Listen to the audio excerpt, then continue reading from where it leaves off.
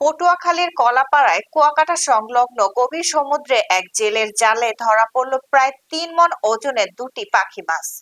বিস্তারিত থাকছে রাসেল ব্যাপারীর প্রতিবেদনে। যা স্থানীয়ভাবে গোলপাতা মাছ হিসেবে পরিচিত। মাছ দুটি আলিপুর মৎস্য অবতরণ কেন্দ্রে নিয়ে আসা হয়েছে।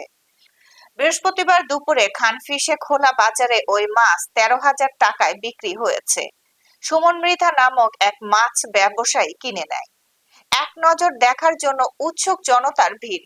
জেলে ও আড়তদার সূত্রে জানা গেছে, চট্টগ্রাম বাঁশখালীর আল্লাহর দান ট্রলারের ফেরদৌস মাঝি সমুদ্রের জাল ফেলতেই অন্যান্য মাছের সাথে পাখি মাছ দুটি ধরা পড়ে। কলাপাড়া আলিপুর মৎস্য বন্দরে নিয়ে আসলে খোলা ডাকে সেই মাছ বিক্রি করা হয়। ট্রলারের মাঝি ফেরদৌস জানান, মাছ দুটি একটু নরম হয়ে গেছে, অন্যথায় আরো বেশি দামে বিক্রি করা হতো।